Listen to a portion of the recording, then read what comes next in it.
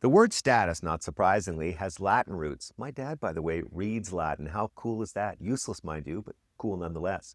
It comes from the Latin word statum, meaning standing, not as in standing up, but as in one's ranking. In other words, one's status is a reflection of one's importance in the eyes of others.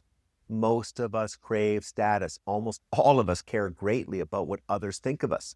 Psychologists have long lamented this situation and remind us how potentially unhealthy it is to have our self-esteem so directly determined by the perceptions of others. No argument there. That being said, with status comes flattery, social opportunities, respect for our opinions, and attention. All that horrible stuff. Higher status? Bring it on. The problem from a financial planning perspective, at least, isn't so much that we seek status, that's human nature, but rather how status has come to be awarded.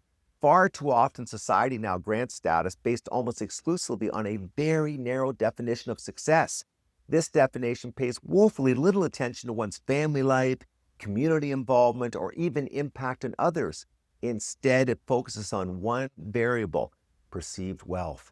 When you hear that John is very successful, what jumps to mind? He's a great parent? He lives a balanced life? He's a man of character? Of course not. We all think the same thing. Wow, John's making the big bucks.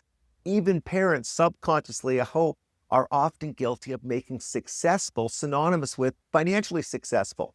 Many times I've asked someone, hey, how are the kids doing? And I've received responses such as this: oh, Mary's a successful dentist, but Fred's a struggling mechanic. Hey, perhaps Fred is a dud around cars, and somehow his mom and dad have found that out, maybe through rateyourmechanic.com, I suppose. But more likely, they're letting the children's income determine the adjectives. What's more, we even mismeasure this mismeasurement. We gauge people's financial successes not by their net worth statements, that would be bad enough and of course hard to do, but instead by their material possessions. Is it any wonder conspicuous consumption rules nowadays? Of course not. Many of our purchases are made with others in mind, whether we realize it or not. From the sizes of our homes, to the logo on our clothes, to the brands of our cars, we're trying to make a statement about ourselves, and at its core, that statement is very basic. Look at me, I'm worthy.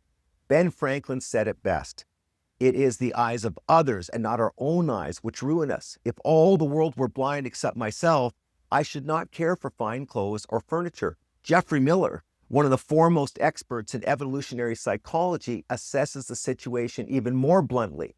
Modern consumers in particular strive to be self-marketing minds, feeding one another hyperbole about how healthy, clever, and popular they are through the goods and services they consume. Few things in life are more valuable than our self-esteem, yet we often willingly surrender to the opinions of others, and then we have to spend a king's ransom trying to get it back.